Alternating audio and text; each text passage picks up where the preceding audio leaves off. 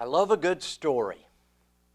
Stephen King, master on the subject, wrote a book. It's called On Writing, where he says good story ideas seem to come quite literally from nowhere, sailing right at you out of the empty sky.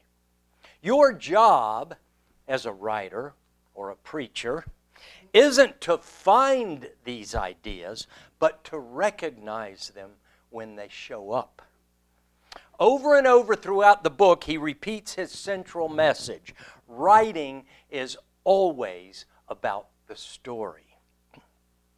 After becoming a minister, I realized that I had found my answer to life's most basic philosophical question. Why are we here? I am here to gather stories. The more, the better. The way to gather stories, as King says, is to pay attention, to live in the now. And one of the ways I pay attention is by building fires. By watching a fire under a cold night sky. By sleeping on the ground in a tent by a lonely river, surrounded by coyote, deer, raccoons, and alligators. When Bob and I go camping, as we did this week, the fire is the central character in our story. It used to be the diligent policy of our National Forest Service to extinguish every fire that broke out in its boundaries. Putting out the fires was our contribution to protecting wilderness from Mother Nature, you might say. But then, somewhere along the way, we came to realize that maybe fire is good. Fire controls the undergrowth that otherwise would choke out the majestic trees we are attempting to preserve for the lumber industry. There are certain rare and lovely flowers, it turns out, which lie dormant in the forest soil for years or even decades and blossom only after cleansing fires.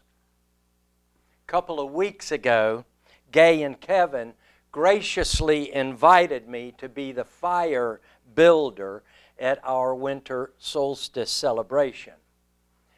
Anyone who knows me well will understand why I eagerly accepted the invitation. Playing with fire is one of my things. As you might infer from the meditation today, I am pyromaniacal. One of my favorite stories involves a fire.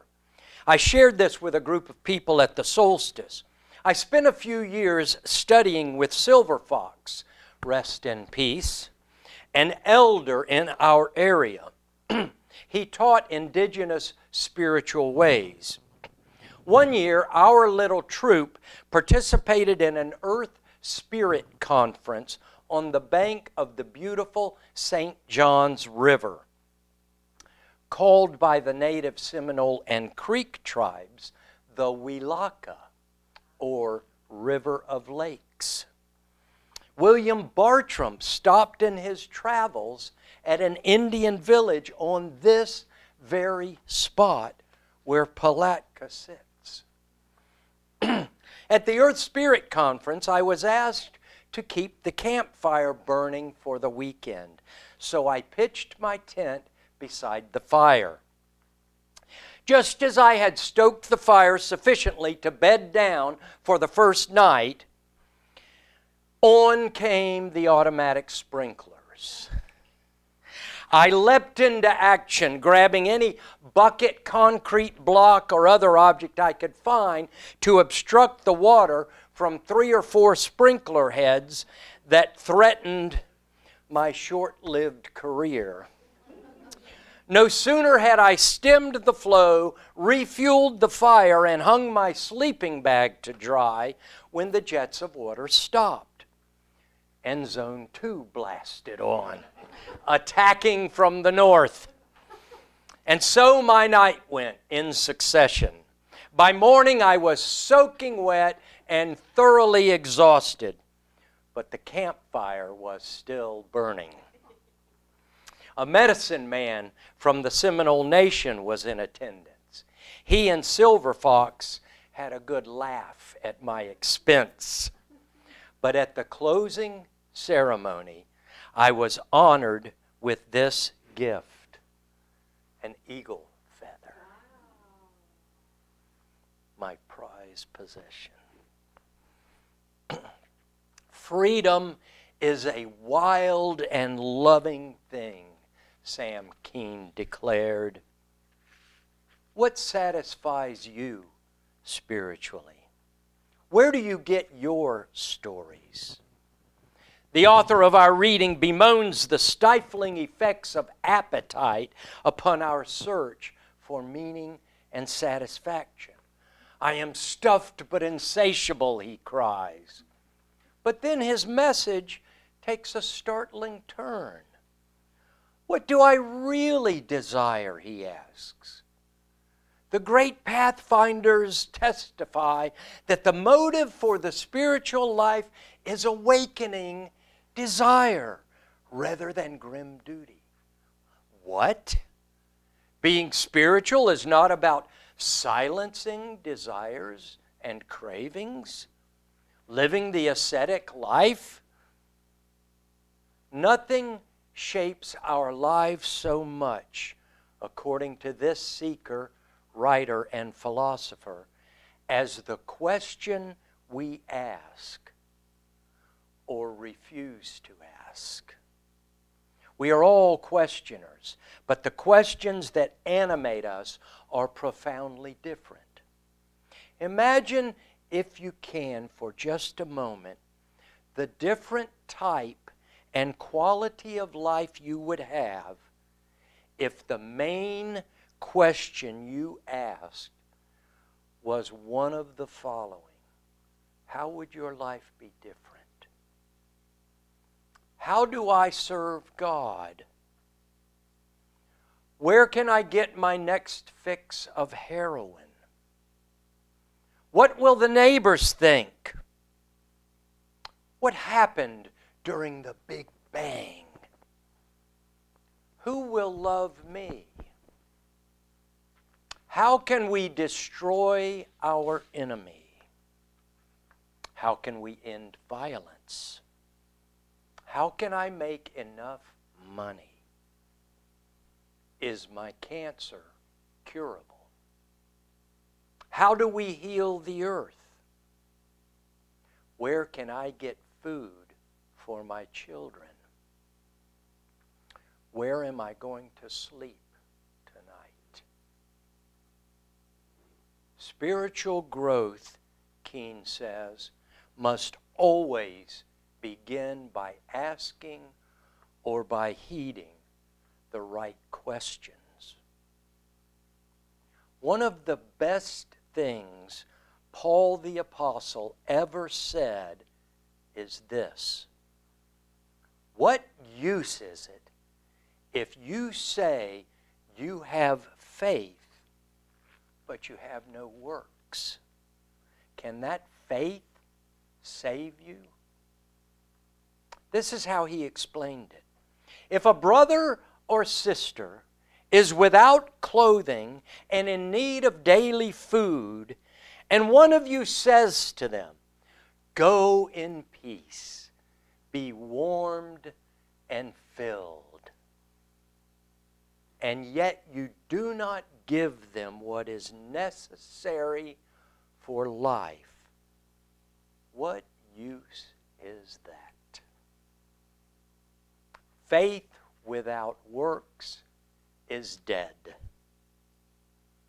The simple message is this: a person who wonders where they will sleep at night is not equipped to fan the fires of spiritual passion or, quote, ask the right questions, as Sam Keene puts it. If we want to share and spread our spiritual message, the worth and dignity of every person, acceptance of one another, the search for truth and meaning, peace and liberty and justice for all, be warm and filled, then we must begin with justice, equity, and compassion in all of our relations. What good is it to say to a starving person, you have worth? The Florida Times-Union used to run a little item on page A2 called, appropriately, Page 2 People. One of these stories on November 29, 2004 was titled, Stewart Has a Lunch Buddy.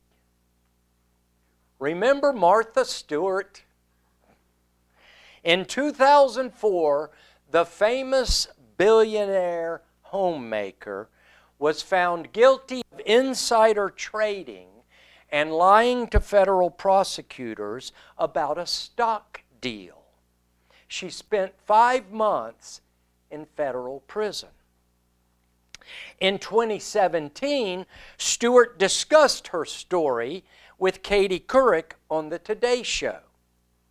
It was horrifying, she said. No one should have to go through that kind of indignity, except for murderers and a few other categories. She said there was nothing redeeming about it. This is federal prison. That you can make lemons out of lemonade? What hurts you makes you stronger? No. None of those adages fit at all. Nothing is good about it. Nothing.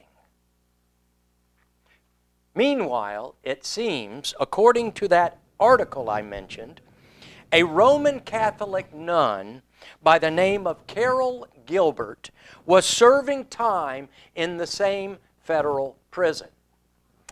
Gilbert was serving 33 months on convictions of obstructing the national defense and damaging government property for her role in an anti-war protest at a missile silo in 2002, where she and others banged on Minuteman missiles with a hammer and drew a cross with their own blood.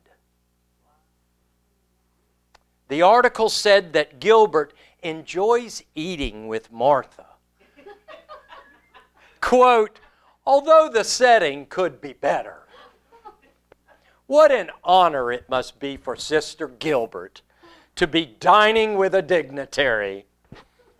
The utter mindlessness of such an idea struck me as absurdly funny. I don't dislike Martha Stewart, but the juxtaposition of the two responses to incarceration is notable. I thought about the passion of this nun who found something in her life more valuable than personal freedom. What were they thinking locking up this nun? Trying to quench her fire for truth and justice, were they?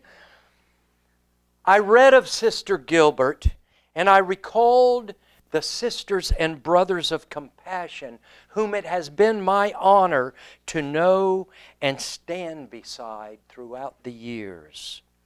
Great people who unassumingly but powerfully position themselves between injustice and a culture hypnotized and lulled to sleep by our own insatiable appetites.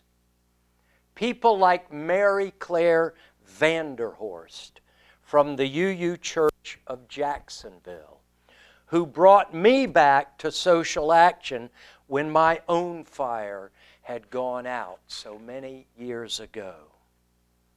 John and Martina Lanahan, who kept a vigil on the nuclear warehouse in St. Mary's, Georgia, and ran an open house to foster and teach peace right on the railroad tracks outside those gates of hell, where the white nuclear trains of death began their journey across our country, carrying nuclear bombs. Peg McIntyre in the St. Augustine Fellowship, who founded Grandmothers for Peace and was still going strong in her 90s, organizing anti-war protests and teaching peace to our young people. I thought about the hundreds who annually trek to Fort Benning, Georgia in November of each year to protest School of the Americas, where our own government trains terrorists. These truly are the sources of our living tradition, as we proclaim in the bylaws of the Unitarian Universalist Association. Quote, "The words and deeds of prophetic women and men which challenge us to confront the structures of evil with the transforming power of love." Sam Keen wrote his book in 1994. Quote, "Yesterday's tomorrows have turned out differently from what we imagined. Medieval forms of fundamentalism, theocracy, holy wars, and the politics of fanaticism are back in fashion, tearing nations into warring tribes and filling the byways with hordes of refugees." When it was written, not many people would have said that might describe our own America. In an even earlier work called Fire in the Belly, Keen wrote, "Yesterday's certainties are today's superstitions. As the sign down at the local Chevron station says, if you aren't harried, worried, and a little bit nuts, you don't understand what's going on." One of our most troubling symptoms of our time, Keen said in 1991, is the absence of moral outrage in the American public. It is as if some invisible solvent has been leaching away our capacity for indignation. What is putting out the fires of passion in our spiritual lives? Keen said the impetus for his later book, Hymns to an Unknown God, was gleaned from a cartoon that showed a bearded prophet carrying a sign that said, "The world is not coming to an end. We will have to learn to cope." That is the really frightening prospect, isn't it? "I must constantly remind myself," said Keen, "that I am a part of the problem I am trying to solve. Moral outrage must always remain moral. It is easy to condemn the owners of coffee plantations who exploit the Indians while we are enjoying our double latte, no foam mocha." Quote, "The change begins the moment when you notice that you can never get enough of what you really didn't want in the first place." "What would satisfy me?" Keen asks. "My desires seem endless." If we truly let ourselves be guided by a fire of passion for this gift of life, then maybe we'll be more inclined to love our neighbor as ourselves. Amen. I love you. Happy New Year.